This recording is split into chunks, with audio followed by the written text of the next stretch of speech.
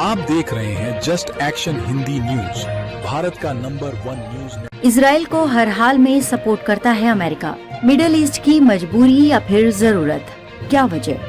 पिछले साल 7 अक्टूबर को इजराइल पर हमास के हमले के बाद से मिडिल ईस्ट में लगातार युद्ध जारी है। इजराइल ने पिछले 1 साल में लगातार गाजा को पूरी तरह से तहस नहस कर दिया है। दुनिया भर में मानवता की दुहाई देने वाला अमेरिका इन सब हमलों की केवल निंदा करके एक पिता और अच्छे दोस्त की तरह इजराइल के सारे गुनाहों को नजरअंदाज करता दिखाई देता है। एपी की रिपोर्ट के मुताबिक इस युद्ध के दौरान अमेरिका ने इजराइल की करीब $18 बिलियन की मदद की है। इस मदद के अलावा अमेरिका ने इजराइल में पिछले 1 साल में $4.86 बिलियन का अतिरिक्त सैन्य निवेश किया है।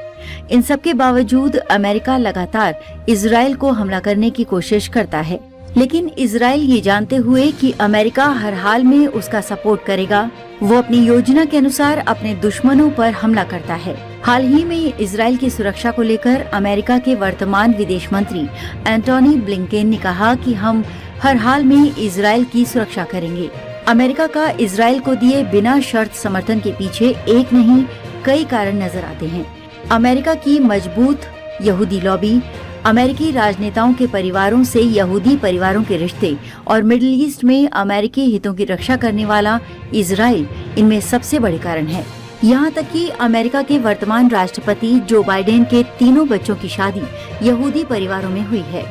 वहीं कमला हैरिस के पति भी यहूदी ही हैं। लेकिन इससे इतर यहूदी परिवारों का अमेरिका की आंतरिक राजनीति में जबरदस्त प्रभाव है, जो कि अमेरिका को और ज्यादा प्रो इजराइल होने के लिए प्रेरित करता है। आइए जानते हैं इजराइल और अमेरिका के मजबूत रिश्तों के इतिहास को। इजराइल को 11 मिनट में देश के रूप यूएस ने दी मान्यता।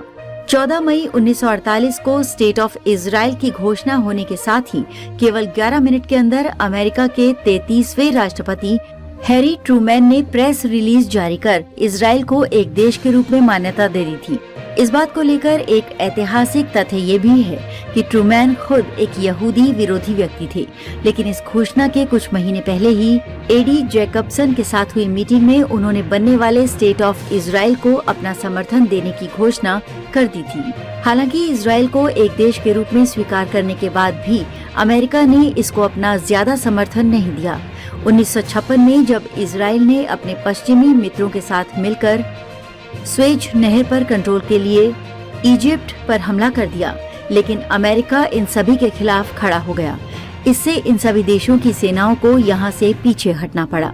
1960 में इजराइल ने जब न्यूक्लियर बनाने की कोशिश की थी, तो अमेरिका ने इसका मुखर होकर विरोध किया था। इजराइल से अमेरिका की दोस्ती की शुरुआत 1967 में अरब देशों और इजराइल के बीच हुए युद्ध के बाद अमेरिका को इजराइल के रूप में मिडिल ईस्ट में अपना एक पार्टनर दिखा, क्योंकि इजराइल एक मजबूत लोकतंत्र के साथ साथ पश्चिमी देशों का मुख्य सहयोगी भी था। 1973 में जब इजराइल के साथ अरब देशों के साथ एक बार फिर से युद्ध हुआ, तो अमेरिका ने इजराइल का पूरा समर्थन किया। सैन्य साजो सामान के साथ साथ उसने इजराइल को आर्थिक रूप से भी सहायता दी। 1979 में जब ईरान में इस्लामिक क्रांति हुई और पूरे ईरान में अमेरिका विरोधी लहर चलने लगी, तो अमेरिका अपनी मिडिल ईस्ट पॉलिसी में इजराइल के ऊपर और भी ज्यादा निर्भर हो गया। इस समय तक कोल्ड वॉर अपने चरम पर थी। क्षेत्र में सोवियत प्रभाव को रोकने में इजराइल ने अपनी पूरी ताकत लगाकर अमेरिकी हितों को साधा। अमेरिका ने इजराइल को बनाया खास पार्टनर। इसके बाद तो जैसे अमेरिका और इजराइल के रिश्तों को पंख लग गए।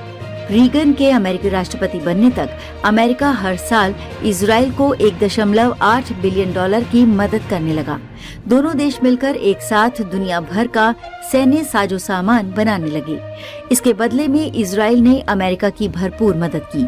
लेबनान की राजधानी बेरूत में अमेरिकी जवानों के कैंप पर हमला करके 200 से ज्यादा सैनिकों को मार डाला गया। अमेरिका ने इसके जवाब में इजराइल को खुली छूट दे दी। कुछ ही महीनों में इजराइल की सेना ने अपना बदला लेते हुए आधे लेबनान को रौंद डाला।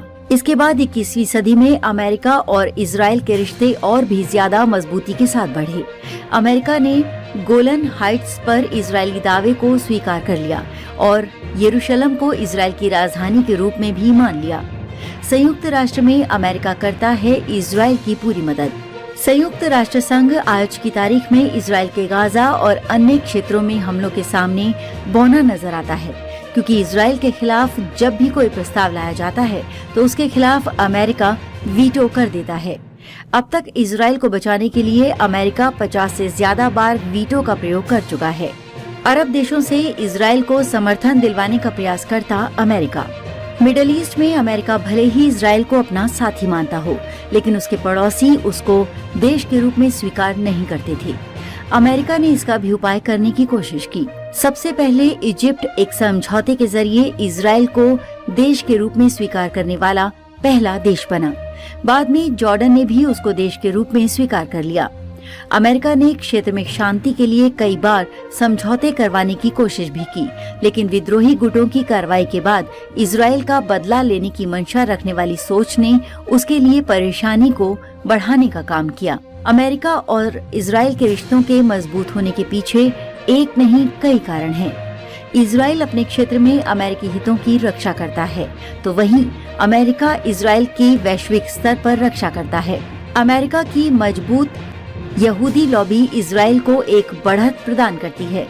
पश्चिमी देशों में यहूदी लोगों के प्रति द्वितीय विश्व युद्ध के पहले जितनी घृणा थी, वो अब उतनी ही सहानुभूति में बदल गई है। ये इजराइल के प्रति उनके समर्थन को और भी ज्यादा बढ़ाता है।